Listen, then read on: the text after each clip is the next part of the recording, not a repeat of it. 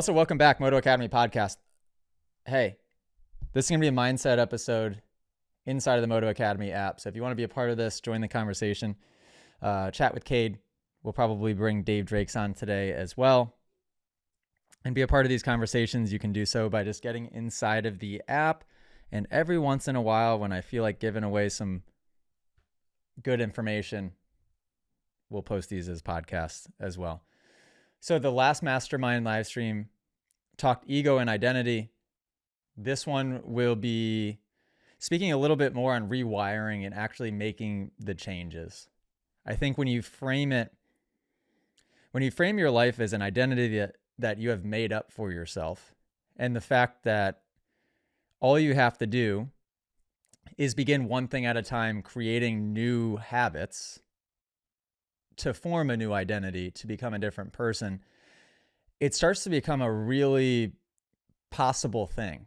And again, I hope that this visual resonates with you guys as much as it resonates with me. But as soon as I kind of understood it in that way, I felt unstoppable because I just felt like I could accomplish anything. And if I was indefinitely growing, then what was there to lose? It was like the pressure was off. I'm going to be fine. Because if I'm learning and growing each day and just taking the time to rewire and to make these habit changes, then what am I so worried about? Where at the beginning, and when Cade and I first met, I did not think that way. I was very much a believer in talent, and I believed that I was going to be fixed for probably my whole life and a lot of the attributes that I had. And we can talk about that a little bit. But I just wanted to preface the conversation with that. Feel free to ask questions in the chat if you're on here. We'll bring Cade on. I think Dave Drakes wanted to come on. If anybody else wants to hop on at any point, then absolutely send an emoji through, put your hand up, get our attention one way or another. Dylan Miller said the book Breaking the Habit of Being Yourself is perfect for this. Yeah, 100%. I think as you listen to me speak, I'm definitely like reaching different learning plateaus. There's sometimes when I feel like I don't know anything. And then there's certain days where I feel like I'm just firing on all syllables and like I've got it pretty figured out. And that changes every single day. But I am continuing to read and grow on a daily basis. I'm reading on the cadence now. I travel about once a week, and I'm able to finish a book per week. What I have on my table right now is Eckhart Tolle, A New Earth, but Breaking the Habit of Being Yourself by Joe Dispenza is one of the fundamental books that is incredibly important. At least the way that Joe Dispenza describes it, attaches science to it as well, and just makes it very logical and easy to understand how to rewire and become a new person. But without further ado, ladies and gentlemen, I'm going to bring Cade on here because I want to see what he's been up to. Let's hope it works. Got to find him in the chat first. That's step number one. Oh, okay. So Cade, of course, it's not going to work. Cade, close the app and then click back in. It's saying view profile. It won't let me add you as speaker, but usually if you just close the app quick and then click back in, it'll work. Sorry. Why is it always when I want to bring somebody on that it's their profile that isn't working? Dave Drakes is not even in here yet, so can't add him yet. Okay, Cade is back in. He's on top of it. He knows what he's doing. Yeah, it works every time. Got him now. Invite sent, Cade. Cool. Alec, we can pop you in here in a couple minutes. Toss your hand up again in a couple minutes to remind us. We should bring on co-host Kenny. Kenny, are you stationary? Watch him be muted or something stupid. Okay, can you hear me? Yes, I can. How's your Wi-Fi? Let's do a quick Wi-Fi audit. What are we working with for Wi-Fi today, Cade? I was playing COD earlier, so it's pretty good. Okay, so it's good enough to waste your time playing video games, so it should be good enough for Moto Academy chat. On a weekly basis, Cade, let me start with this question. How many hours of video games are you playing? I probably play like an hour and a half every night before I go to bed.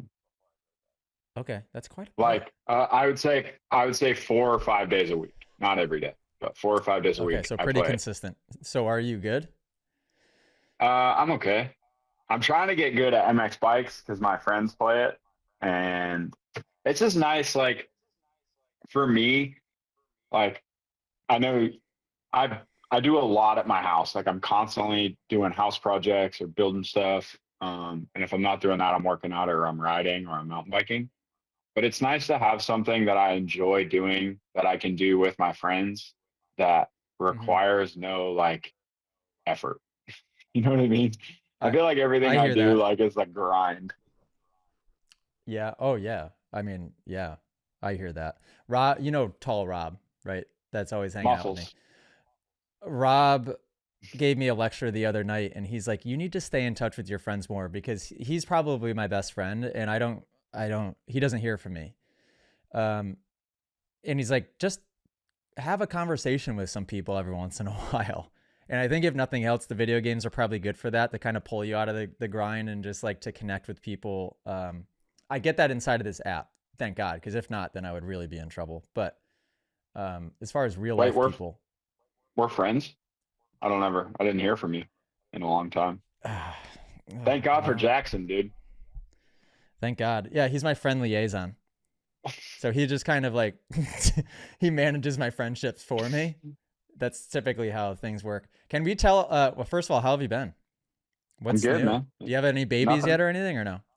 No, no, no babies for Cade. Um, Okay. I don't remember the Thank last God. time I saw you, but I have 2 dogs now.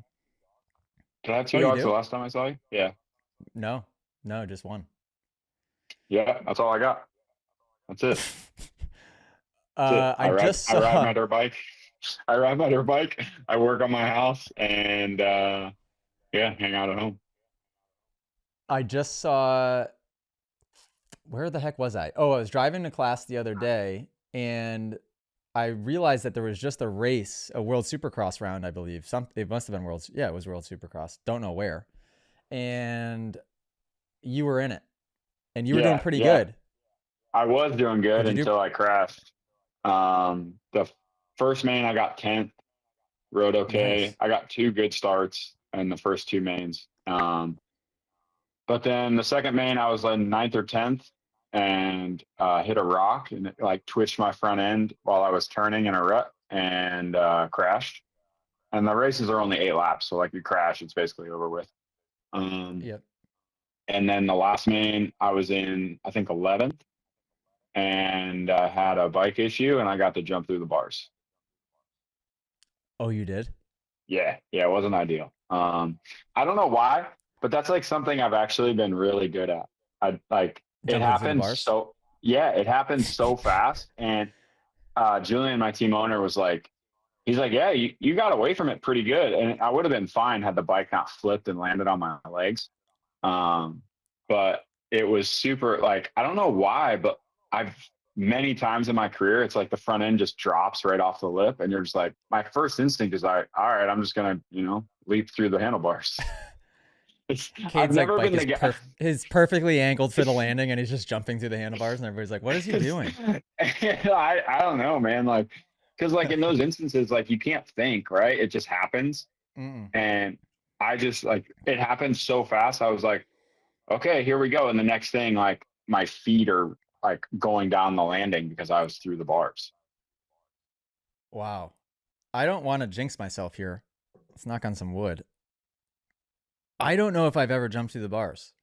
Really? Oh man, it's like a once a year thing for me.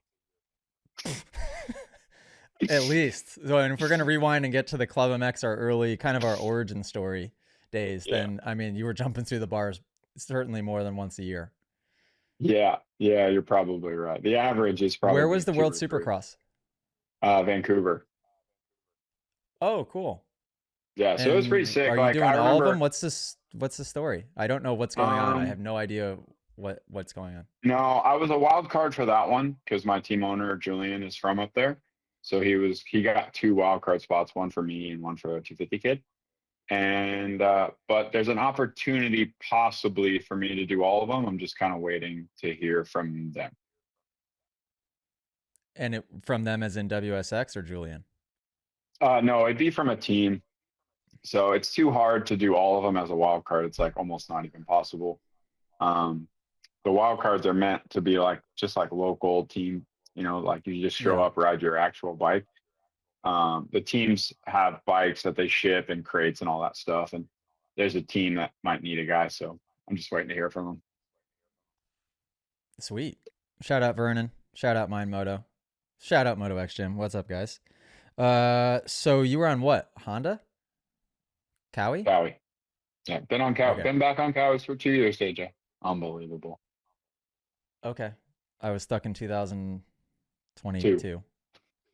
Yeah. It's Yeah, you were. okay. For those that are in this chat, they know that I tend to time travel. So that's not unusual. It's not out of the ordinary. That's cool. Vancouver's sweet. Was the Yeah, track Vancouver. any good? It looked like an okay track. Yeah, it was fun. It was pretty laid down. Like they laid it down. World Supercross is always pretty laid down, but it Okay. was super soft. Like the track was just absolutely mangled, and the worst part was there was massive rocks everywhere. Oh, It there was were. funny That because was hard to the tell on la- TV, I think. the last lap of I think it was the second main, there was like a wall jump onto the start straight where the mechanics area was, and I came over the wall jump and I looked at my pit board, looked back forward, and I hit a massive rock and almost KO'd myself in the straightaway. Solid. I think I just watched the first main, I think. And there was a Tomac off the triple one lap. Cade aired it so bad that I was like, there's got to be something up with that triple face because the way he was floating through the air, like all kind of wacky. I'm like, okay, something's going Yeah, on it here. was just like if you can imagine, have you raced Seattle? Yeah. Yeah, it Yeah. was like Seattle, but like way worse, honestly. Um, Hmm. just like the faces, like if they build them like this, then they get the ruts and then they get the hard spot underneath. So you like sink and then you hit the hard spot and then it like flips your front end down real sketch like. Yeah, that is what it looked like. Yep. Yep. Okay. Well, I want to, as best as possible, talk a little bit of mindset with you, and we can maybe talk about our origin story, maybe where we started, mindset wise. I mean, we can sync that up to also kind of physically what we were up to. But this mastermind is designed for people that are trying to learn and grow on the bike, but also that transcends to off the bike. So correct me if I'm wrong, because my memory, especially back then, I wasn't paying attention to much. I want to say that we met at Club MX in 2014, or was it 2013? It was the end of 13, but for the 2014 Supercross season is when we met. You were Okay. doing the Honda deal for club. Yep. And my memory of you, let me tell my version of the story, was I was staying in Connor's RV, which was right next to the Supercross pad. And I remember that you would just be out there by yourself, like before anybody would. This was either you, yeah, it had to have been you, and you would just ride by yourself for a while, and I would get annoyed because just wanted quiet time in the RV before the bikes got out there. I'm like, why is he? It was either you or Logan Carr. Now, was it Logan or was it you? It was Logan, but I think it was Logan the next year. Like Logan was the end of 14 when he came because I came and then I think he turned pro the year after me. Okay, And yeah, Logan rode by himself because he didn't do the club program. right, and also he wasn't very good Yeah, he yet, wasn't as good as he is now. Like it's taken him right? took him a few years. But also you weren't very good yet, No, at I was least in awful. Supercross. Right. So No, like I was that's my awful. first memories, and that's why I got you guys confused, I guess, because both of you have made pretty crazy, you know, gains Uh, since then. But eight you subframes in 7 races. I remember vividly too. Like I remember for sure that you endoed off of the Dragons back at St. Louis. Yeah. I can remember certain incidents that you had throughout the year and like KP the jumps KP and likes to bring up that I looped out off the 353 at Daytona. that year? So you like did the wall 353, jump that you like the wall jumped. Remember pass. you did the Yeah. wall and then you went past it. You did like a 180 left and then there was like a short straight and then a 353. It was the weekend that Uh-huh. J Mart was in B practice because he didn't make the main at Dallas. And I was following him and I didn't really think anything of it. And we both jumped it and I just straight up looped up off it. Ghost rode my I bike th- off a berm. I do think I remember that because I would have been on the starting line for A practice. No, that wouldn't have been right. Yeah, yeah, I yeah, Yeah. I remember seeing it happen. And yeah, because where the starting line was and then where you were flying over the berm. Yep, I remember that one too. yeah. But the one thing that you and I had different mindsets from the beginning, I think. You like your mindset hasn't, yes, you've grown and changed quite a bit, but you were growing and changing quite a bit, I think, then. And I think you had this belief, and you can, of course, I want to hear everything on your end, but you seem to have this belief that you could somehow do it. Had you have asked me at that time if you could have done it, I would have answered no. Right? Because I was one that, like, I thought talent was a thing, and I really, like, I kind of just put all my eggs in the talent basket, and I just didn't understand other ways of thinking. And so for me to, I wouldn't have been able to process the fact that it'd be possible for somebody to get where they were. Well, it's almost 10 years now, where they were in 2014, crashing every 2 seconds on a supercross track. You wouldn't have made, did you make any mains that year? One? I made one. It's funny that I can remember that. I would have not guessed that you would have got to the point where you were like a solid 450 guy 7, 8, 9, 10 years later. Um, would you agree with that? Like, did you feel like you had that belief back then? Walk me through a little bit of like the mindset and how that's transcended a bit or grown throughout. I think part of the reason is like always felt like I was good enough. I just crashed a lot, right? And I was like, oh man, if I could just stop crashing, like I would be fine. So it was like there was like a glimmer of hope. You know what I mean? And I have my own like takes on why I wasn't very good in the 250. Like that was the only year I ever rode a 250 in Supercross. It was the only time I've ever ridden a Oh, 250 my whole career was oh, wow. 250 East in 2014, and I've been on a 450 ever since. Just like the way I ride is super like laid back and almost lazy like. Mm-hmm. It's just like I don't rev the bike. It's not how I like to ride. So I just fit a 450 way better. Um, so like at the end of that Supercross season, I got on a 450 and rode outdoors, and it was like I was doing something, right? I scored a bunch of points. I got a number. Uh, and then once I got on a 450 on Supercross, it made more sense for me because I rode it so much better. I could do the jumps without having to be lightning fast in the corners. It was easy to ride through the whoops because I wasn't stressing everything out. And it gave me like this big boost of confidence. And it sucks because like I oftentimes don't look at myself like a guy, and I should. You know, I like to think that I'm as good as Vince, or guys like that, you know, the solid like 12 to 18 guy. And you can tell on the days that I don't have the confidence because I don't ride with it. And when I ride with confidence and I just know who I am, it's easy to see that I can be as good as any of those guys. Like I'm not going to sit here and be like, I'm going to be Jet or somebody like that. You know, I'm going to be 30 in 2 weeks, man. Like it might be a little late, but I feel like What's the I can difference still. between a 12th to 18th place guy, as you call it, and a 6th to 10th place guy? What is the difference? Roll speed probably. Just um Connecting the like dots. it's like so I got to ride with Anderson some this past season. And it was like I can do 90% of the track just as fast as he can. But like Mm-hmm. he doesn't ever slow down. Like it's like the whole track is one motion, you know, and it's fun to watch and it almost looks effortless on their practice days because they're just putting in the time, right? And if I can figure out how to just like it's honestly a half a mile an hour everywhere. If you can go half a mile Yeah. an hour faster, you're gonna gain so much time. Um, so Where does that it's a come little from? bit. I don't know.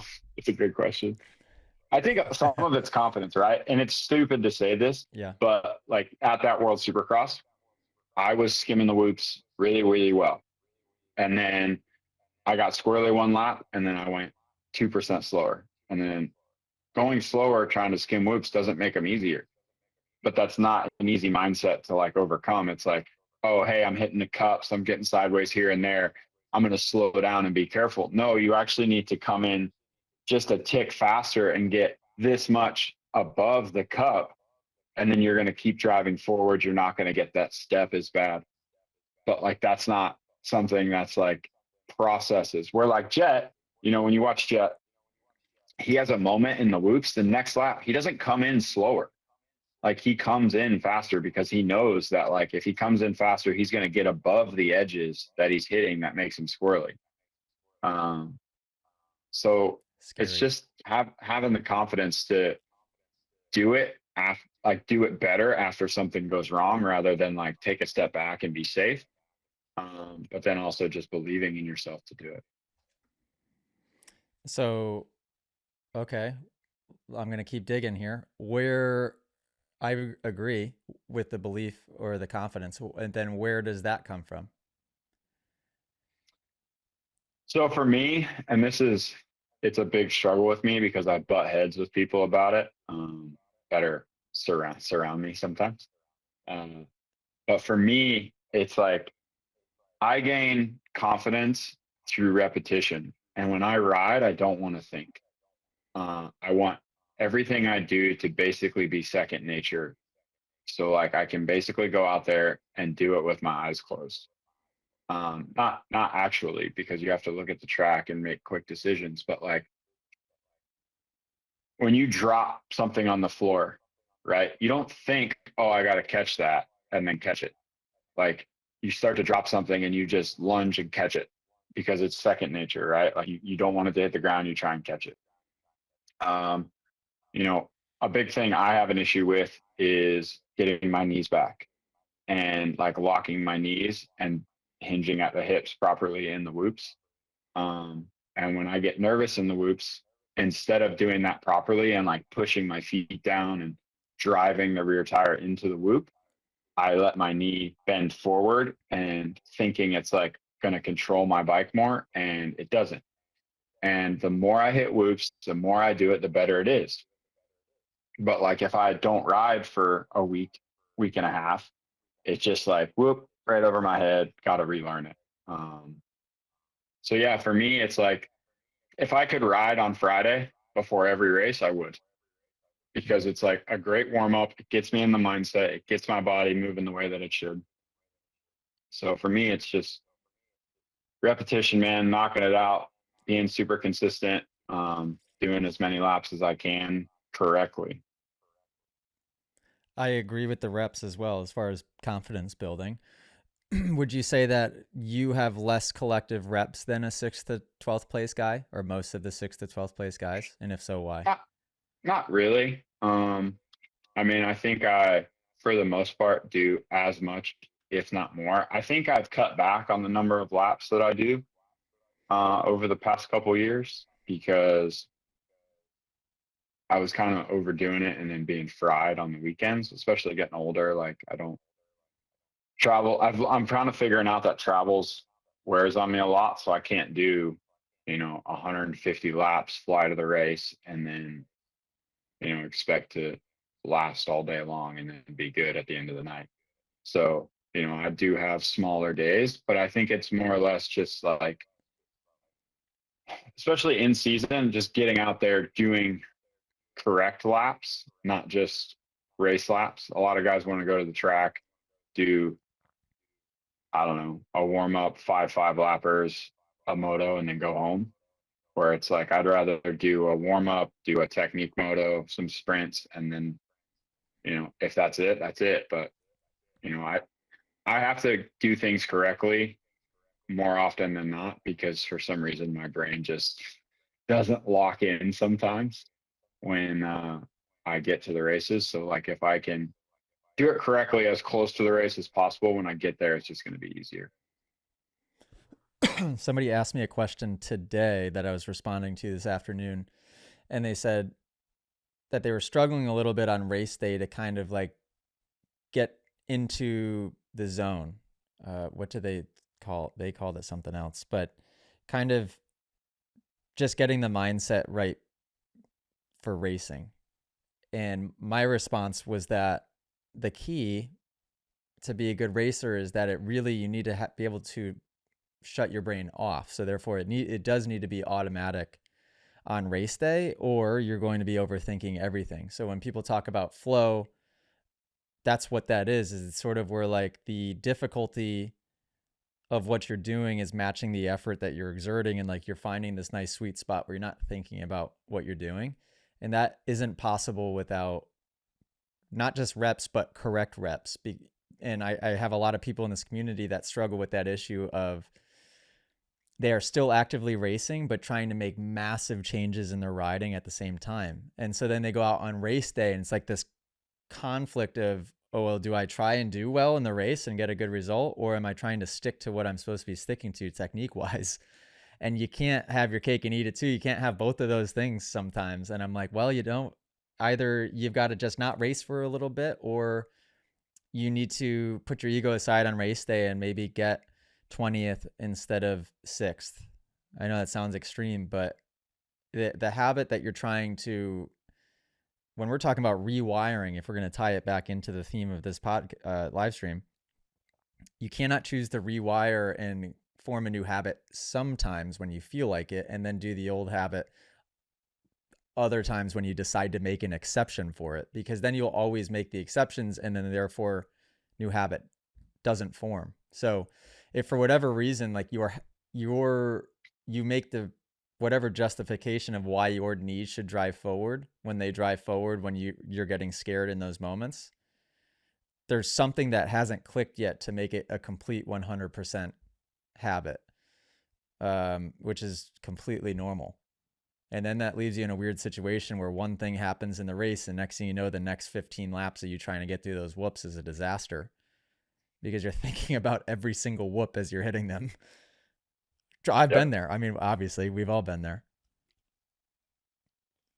Well, and Mm. that's Oh, what's crazy is it's just like you said, shutting your brain off. I have main events where it's like they go by like that, and I don't really remember a thing about them because it's just I was out there doing my laps, clicking everything off. There was no big mistakes. It was easy, right? Ride around, you feel like I could have gotten 12th, but I got 15th because it was just effortless. Which sometimes it makes me mad because it's like, gosh, if I would have just done this, if I would have just been, but it's not that I wasn't trying, it's that it was easy because I was flowing. But then they have other mains where you're 5 laps in and you feel like you should be getting the white flag because everything that could go wrong has gone wrong. You have no flow, you have none of this, and you're just thinking about every detail rather than just letting your mind work on its own, if that makes sense. do you have any pre-race rituals or routines to try and access that zone like on a consistent basis instead of just hoping that it happens? Yeah, I do. And sometimes it sucks because like I'm kind of an a-hole on race day. I'm not a super fun person to be around because I almost feel like I try to lock in. But at the same time, sometimes I get down to the starting line and I'm with some of my best friends that I just love doing this with. So I get out of that zone. And I like start joking around with my friends and I lose focus on what the task is at hand. But um, I trained with Corey Wharf for a few years. He used to train McGrath and Buddy Antunez, and he trains KP still Mm. and Luke Neese. And he told me, he's like, you can sit at the semi all day and joke around, but there needs to be a moment in time when something happens that happens before every race where it's like it's time to lock in. And Yeah. I've turned that into when I put my earplugs in. Um, I'm sitting at the rig. Which takes place when? I put them in before I put my gloves on because I can't put them in with my gloves on. So it's like when Fair. I'm at the rig, you know, whatever, like I'm picking up my helmet, doing all that stuff. Earplugs go in.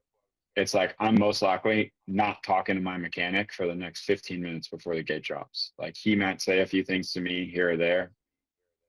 I might go down to the tunnel and just sit there and watch the big screen by myself. Like those are the days that I ride the best. And it's like I like what happens is I just lock in. But if I go down to the starting line and somebody says something to me and I start joking around with my friends, like I lose focus, and then it's like I have to redo that while I'm riding, which isn't good. Um, and I think that's a big thing for like people who start racing Supercross. You know as well as I do, there's tons of guys who at the practice track are literally James Stewart. They're so fast, so good, and then they get to the race, and it's like, who is this guy? Like, what do you mean you won't jump that rhythm section? Like, it's not even complicated. And it's like they act like it's the end of the world. And it's because they're not in the zone that they're in when they practice. They're not having fun. They're overthinking. They're doing all this stuff where it's like, bro, you can't think. You don't have time to think. You got to just do it. And it's funny because I've became this guy who likes to jump stuff first. I don't know when, but I have had a few factory guys like tell me they followed me off jumps because I'll jump stuff before anybody. Um, and I think it's because like I've just became accustomed to the fact that most of the jumps are the same size and you have to hit them relatively the same. And like if it's a little too far, I know it's too far, right? Like it's not like I'm an idiot. And like on a 450, I can land in a pocket and go wide open. I'm not going to go to the fifth one. So it's like I'm either going to ice the quads or I'm going to be a few feet long or a few feet short. And honestly, a few feet short is fine. Like as long as I'm not facing it with my front wheel, like I can land before the top of it with my front wheel and just like bounce down the landing. It's not even a big deal. Um, so, and it's just like, that's something I have confidence in. I'll jump any rhythm section basically anytime. I'm not scared of the quads. I'm not scared of that stuff, but like there's stupid little things that like I just don't have confidence in. And like that's where I lack, if that makes sense. I feel like I And just then went they on a become the tangent. stories. No, all great stuff. All great stuff. And I'll try and keep it on the rails in my response. But the then they become stories that you tell yourself. So you sitting here and telling me that you are a guy that is actually doing some of the obstacles first before the factory guys. That's true now because you're telling me that it's true now. It's your story. That's your identity that you've now created. At what point did that something change and that like switch flip? Who knows? Maybe you can pinpoint exactly, but now that's the story you tell yourself, so you don't even question it. It's just like for the foreseeable future, you'll now be the guy that's jumping stuff first.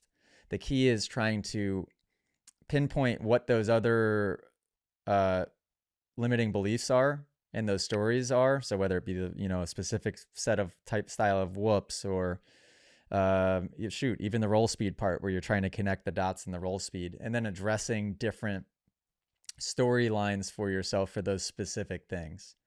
And I again, I'm not to be put up on a pedestal. Like I'm still very much in the learning process, but I think I can explain it well.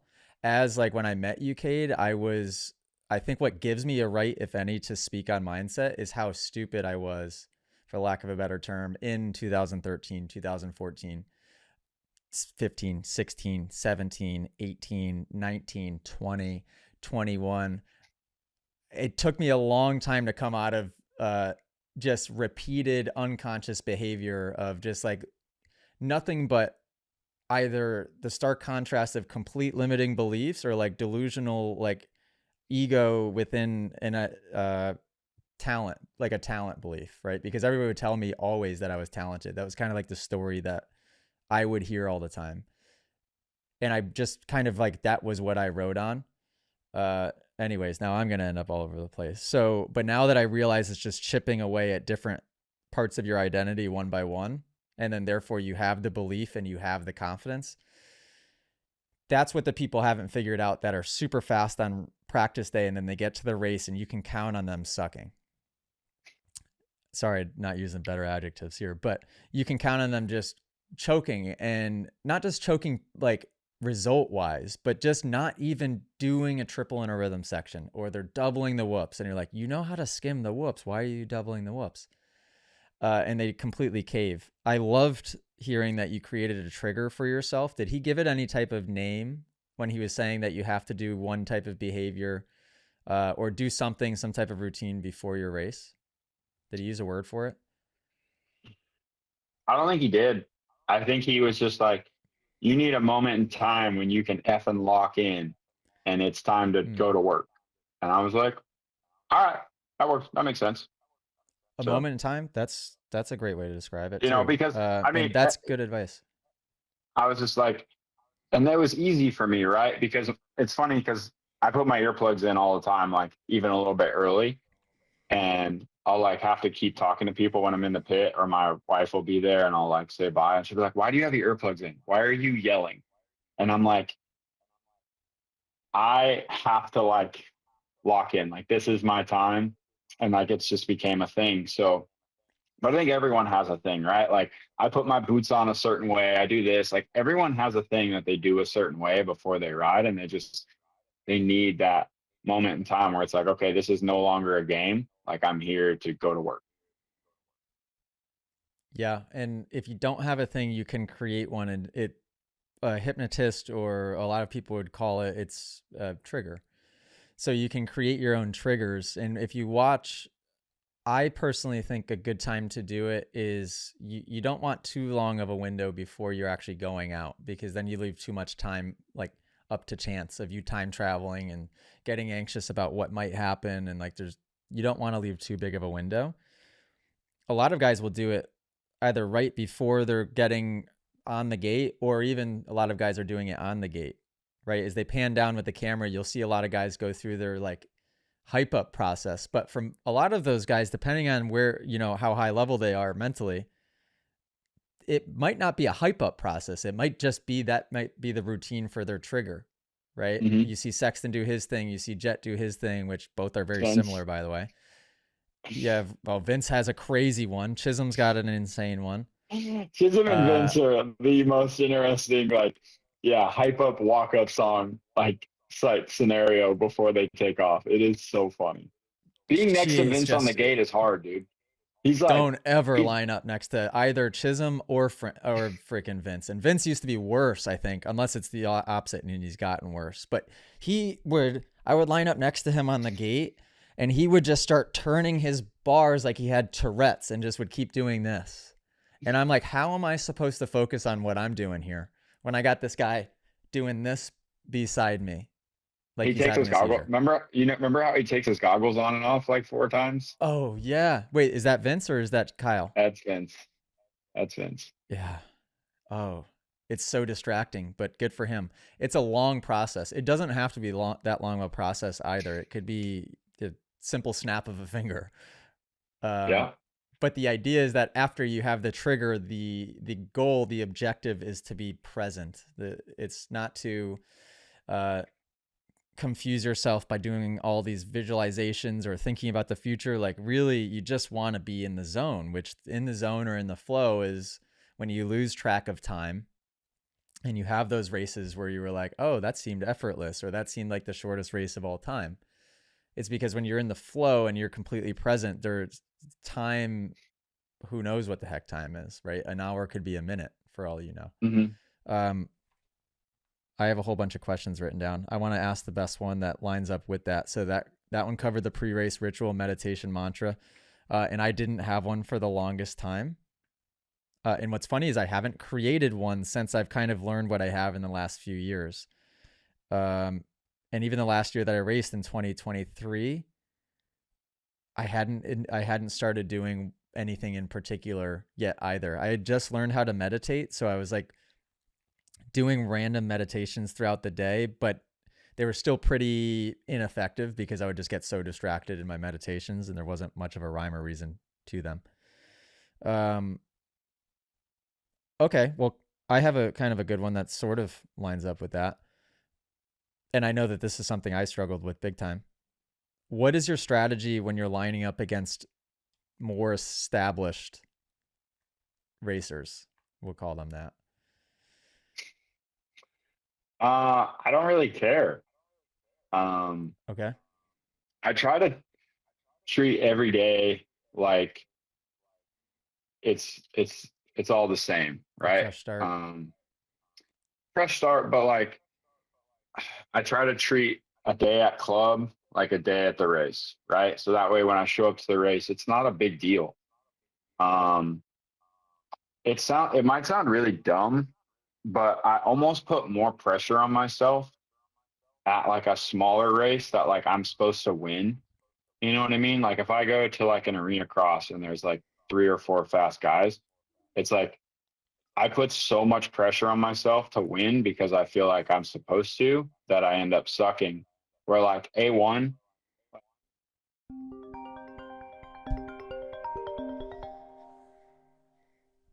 um, and it's like I had like 11th gate pick for the LCQ because I crashed in my heat race. Like it all just went sideways, and I just lined up and I was like, yeah, I'm just gonna go ride and do what I can, and I was shredding, like, and that's just me. Like I ride better when I.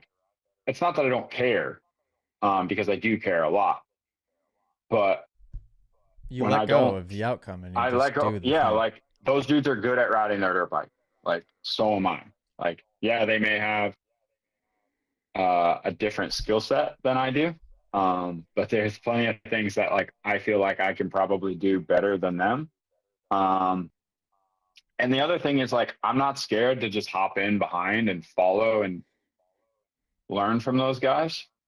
Um, but at the same time, like I just show up and when I'm on the same lap as them, I treat them like I would treat anybody else.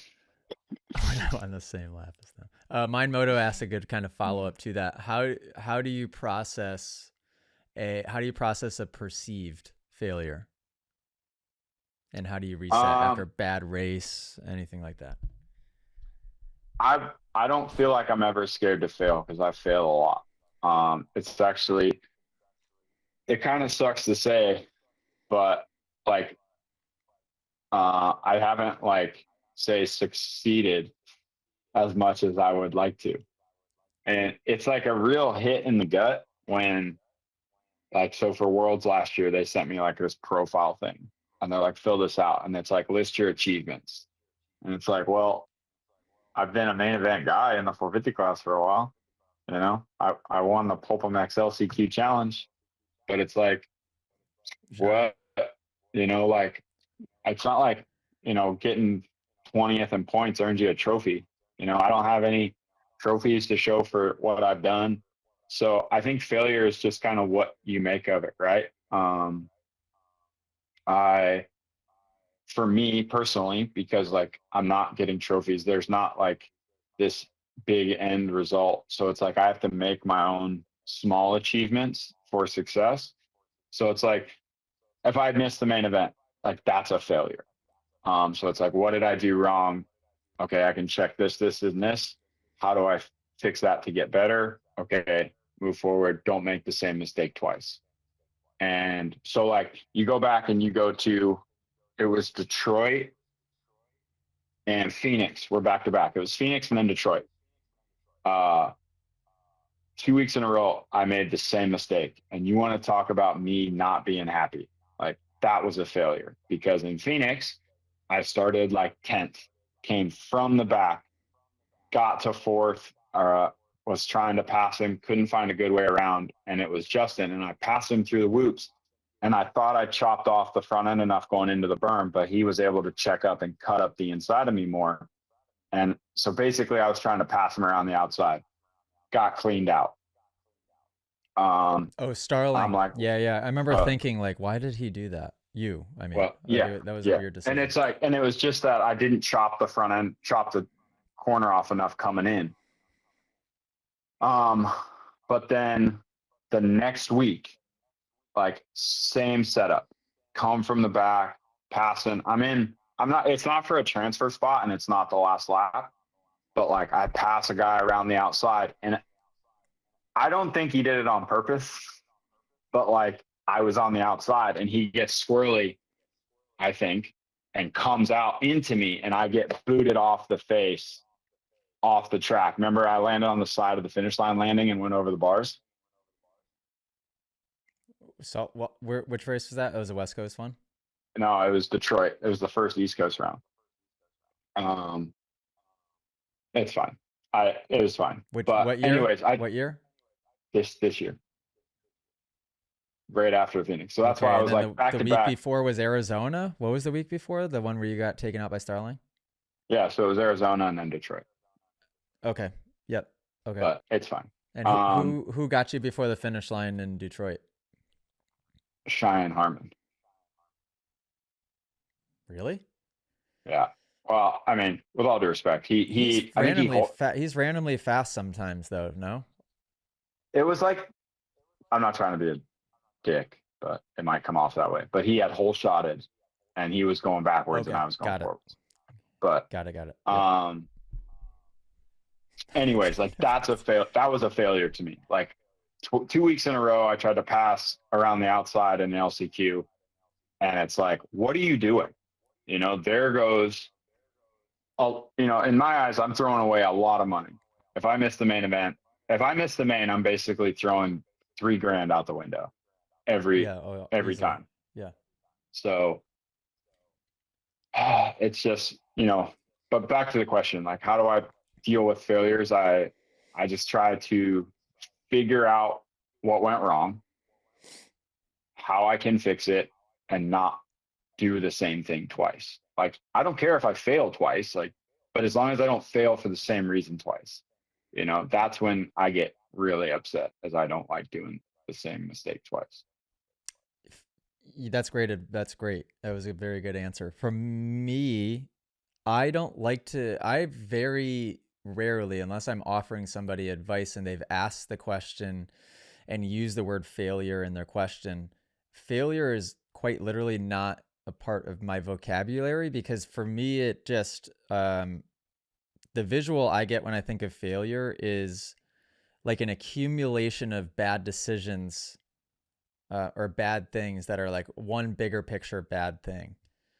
And your answer sort of was this, in that you can move past failure by isolating where the mistakes were made and how to improve them. And then so therefore like you're simplifying and breaking down what you're describing as a failure. So maybe instead of Mind Moto, instead of like, because I have noticed Mind Moto in your messages to me or in questions that you ask, failure is very much a part of your vocabulary because you've used it in many questions. Maybe just make it a practice in the game to not use that word anymore because it might create the wrong visual subconsciously for you. Um, and then the simple, conceptually simple fix is to locate the things that you can correct for next time. Much easier said than done. Simple concept, yes, but it is so easy. I tell people this a lot, and Cade, I'm sure you will agree with me. Supercross, motocross, this is just such a tough sport to display consistent like mental fortitude because you're just proven wrong almost. Like you're getting failures tossed in your face 95% of the time. It almost feels like. The other thing I wanted to say, and you were kind of touching on this, is I try my best to not judge success or failure based on results. Um, and I know I said, like, if I miss the main event, it's a failure, but that's because there's a threshold line, you know what I mean? But Yeah, you got a there's thermostat races, of some sort. Yeah. there's races. Perfect example. I got 10th in Detroit that one year. I mean, I rode really good the whole main, but I got 10th. I got 10th because 5 dudes were carted off the track. It would have been a 15th like most of the other nights, right? But there are nights where I've gotten 18th where I rode so good. And it's like I hit the whoops good every lap. I had good roll speed. And it's like things just didn't go my way. But like people judge it based on the result, but you can't, because it's a race and other people are trying to be successful too. And there's a guy that I'm around a lot that has a tendency to be like, you should beat that guy. That guy sucks. And I'm like, nope, no, he doesn't. He's pretty good, actually. And I like to give people the credit there too, because they Which wouldn't they you wouldn't be they should. wouldn't be on the racetrack with me if they sucked. Like, it's that simple. Like, we're all really good at riding dirt bikes. Um, Most likely you suck because you don't ride. um, but like, so I do my best to try to separate those two things and find success and failure in the things that I did personally that I can change, because I can't change like Joe Blow getting the best start of his life and holding on for 4 laps and beating me to the main. Like, I can't change that. Like, I can do my best to get a better start. I can do my best to not clip rhythm sections when I jump through it. I can do my best to skim the whoops good every single lap. But, sometimes I can do my best and it just works out good for somebody else. So I try my best to, like I said, not judge failures based on a specific result. And you got to play the E- long game. You got to play the long game a little bit mentally as well. Like, that's why it's also so difficult sometimes to display the right type of mental fortitude in this sport, because you are judged and judging yourself a lot of times on that result that just happened, that last race that just happened. So it's like very kind of short term thinking, survival like thinking, which sort of makes sense because there is a very much a part of riding Supercross that like you are trying not to kill yourself quite literally when you're out there. Um, Holy crap. It's like when you really dig in and think about it, the type of person that it takes to ride professional Supercross, like that's a unique that's a unique individual, but there's so many lessons that can be learned and transcended outside of the sport to make it like virtually impossible for you to not succeed in anything that you would want to do outside of the sport, yeah. right? I mean, there's a reason we're all a little dumb. We all just kind of got to shut our brain off. And like, my wife is super smart, right? And she is really good on a mountain bike. But you can watch her overthink things, and like, she'll think about it, she'll do it, and then she'll overthink it, and then suddenly she can't do it again. And I'm just using her as an example because I'm around her all the time and I help her on her mountain bike. But like, for me, it's like, I look at something and I can just like, oh yeah, sure, and I just do it, like second nature. Um, and I think for us as riders, and you can do this as anything, right? Like, if I tried to build a wall, right, out of 2x4s, right, I wouldn't even think about it because I know how to do it. But like, you would have to think and process it. And it's like a 10-minute process, but it might take you 2 hours because you have to stop and think about it constantly. And I think we just become natural at not thinking about it and it becomes easy to us. I don't feel like my point came across there. I feel like You accidentally actually tied in the whole topic of this. It was by accident, but you did it. So great success. Uh, what you're talking about essentially is wiring. It's creating habits, right? So that way you can be entrenched in just the process of doing something as opposed to conceptualizing or analyzing how to do something. Like the way that I visualize the mind is like you have the conscious mind up here, you have the analytical mind, which is like a big barrier, and then you have your subconscious, and your subconscious is all of the automatic. And I think a lot of people get stuck in the analyzation part, where they're in like this purgatory of overthinking for no reason. Um, and if you just trust the habits that you've formed, then everything will be okay. You just have to have the awareness to reflect on the habits that you've formed on a daily basis and make sure you're doing those checks and balances and analyzing your failures and then creating a pathway of how to improve and how to create new habits. Um, it almost sounds too logical when I explain it. Does it make sense when I explain it, Cade? Or do Yeah. you get lost? No, I'm not lost. I, I Okay. understand slightly. Because in my head, what sucks is I feel like I'm at a plateau of my like learning at the moment where I get frustrated because I feel like there's a lot that I've retained and understood, and I struggle to explain it as simply as humanly possible. And I just wonder if Yeah. some people understand, or I'm just like creating a visual in my head and it doesn't make sense to somebody else. Well, I feel Am like I people are overanalyzing? probably going to, yeah, you're probably overanalyzing because I feel like people Okay. are going to hear, like if you say 100%, they're going to hear 60 of it and understand 30 of it. Right. And it's like when people come to your schools, right? They're getting a 3, 4 hour class, whatever, but they're not remembering everything that you said.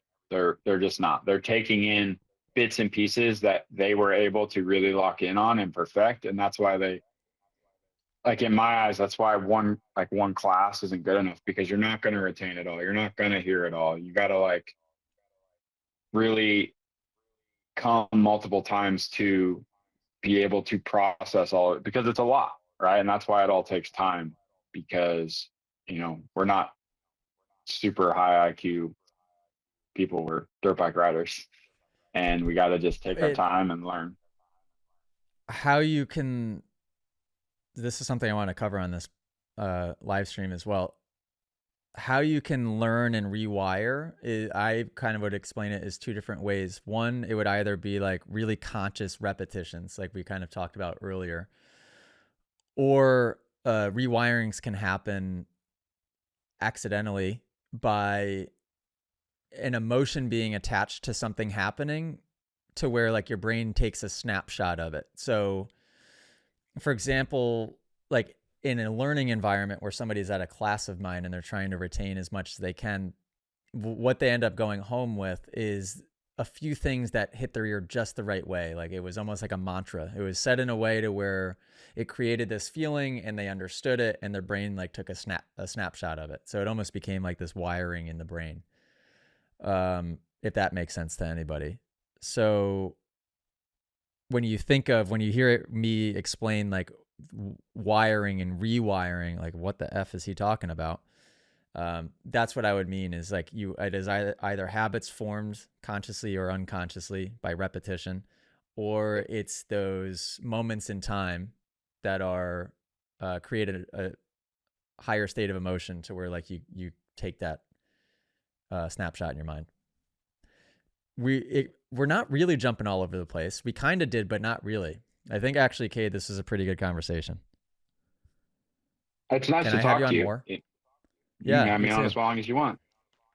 Okay. I have to always keep these to an hour, or else I'll get divorced. And if I get divorced, no offense, Allie, but I can't not see Millie, so I can never get divorced. Shout out Allie and Millie. Uh, but AJ, I if don't think you I could can survive on steal your own. more, oh no, oh no, you know. I I mean, do know. yeah, I'm very much before it was by accident didn't function in the real world. Now I like very intentionally don't function in the real world, and it's bad. You're pretty of all the moto guys. Actually, before we leave, I want to say this, and then I have one more question. Of all the moto guys, you're you're pretty with it. Like you can do real life things. Um, you have I feel like multiple skill sets. You're pretty useful. I try to be. I hate Would your being wife useless. agree? At certain things. Yeah, it was funny. Okay. So after the hurricane, my wife and I went to Asheville to volunteer for 2 days, just to help with cleanup and stuff Oh, like that. cool. And I mean, I took every piece of equipment I could out of my garage, chainsaws, all the jazz, generators. Um, and we got there and we started helping, and then suddenly, like, I'm a team leader and I'm like in charge of like this group of people, and like I spent all day running a chainsaw basically, and people like we were just helping people, right? And we left, and being around normal people can stress me out sometimes because we have different mindsets and perceived output of work. And Mm, like I was having so fun all day, just grinding. I think we worked for like 9 hours, and like I was just dang. having fun. And like we got in the van and we're driving, and Sarah like stops and she's like, "Hey, I just want to say like I'm grateful for you because you know how to do a lot and I take it for granted." And like it just makes me feel good, right? Like that I can be good at things other than just riding my dirt bike. And I think that's really important in life, is being good at multiple things and being useful. You know what I mean? And it's like if something breaks at my house, I can fix it. I don't have to call somebody. Except today I had to get a gas line fixed. Gas kind of scares me. But I don't know. I enjoy learning how to do different things, and it relaxes me because I feel like, oh, I learned something cool. Now I can do that on my own. So I appreciate it. But yeah, I try to be useful. Yeah, I want to be more like that. Alec, thank you. Thank you for offering to come on. I'm sorry I didn't get anybody on today. It was mostly because I just didn't feel like talking to Dave Drake, so I didn't put Dude, him on yeah, here. where's Double D? I mean, you guys are more than welcome when I leave to stay on. You could talk to Dave. It's 5:04 now. I've already been on for a gosh darn hour, and I had another question, or did somebody post something? What was my question gonna be? It was so good. But to wrap up the thought of what you just said, I do aspire to be more like that, because I think before the mindset I had is like, well, why would I learn how to, or why would I do that? And I don't like that. I want to just try to But you know learn. what? But going off what you just said, like I said, like you wouldn't survive in the world without Allie. Like there's so many things that Sarah brings to my life, and that's like just having a good team around you. You know what I mean? Like Mm. you need her. Trust me, there's a lot of stuff that I taxes. My wife does all of our taxes. You know how hard our taxes are. It's like next to impossible. And Oh, you yeah, should man, see just mine. Are you kidding me? What yeah, the heck? exactly. I have a very So confusing tax situation. yeah, and just like there's so many things in life that like she handles for us, that so having a good teammate around like that, I guess wife would be the correct term, but you know, you're basically a team. So it helps make life a lot easier. It certainly does. But you guys in this chat have a big head start, because if you don't have that teammate, if you don't have that significant other, like that, those people around you yet, just being in this chat and listening to this tells me that you're in the right state of mind. Like you're learning, you're improving yourself, which is where it begins, and then you attract somebody that is on that same wavelength of, they can really be that teammate. And when you have that, holy cow, you can get to that next level. It's pretty cool. Thank you, Cade. I would love to have you, Jackson. If you're still in here, please note this because I'll forget it. I would love to have Cade on for more of these. If I know 1 hour of time, like that's a lot to ask, but if there are times when you're sitting at home and I can get you to not play Call of Duty and instead talk with us, let's do it. All right. Well, just so you know, because I know you're out of touch, I feel like you're gonna find out soon that I'm gonna be around more often. So you're just gonna have to talk to Oh, Jackson. did you? Is there a secret? Did you hurt yourself? No, no, I'm being no. You went the wrong way with it. I'll be available to you Oh, more often than oh, we're yeah, collaborating in some sort, and I don't know about it yet. probably. That's a good assumption. Okay. He goes, he went the wrong way with it. Okay, good to know. I don't know anything that happens in this world or my business for that matter. Perfect. Okay. Shout out, Cade. Thank you. Thank you guys for being in here. See you next time. And toodaloo to Thanks, the guys. Moto Academy podcast. Toodles.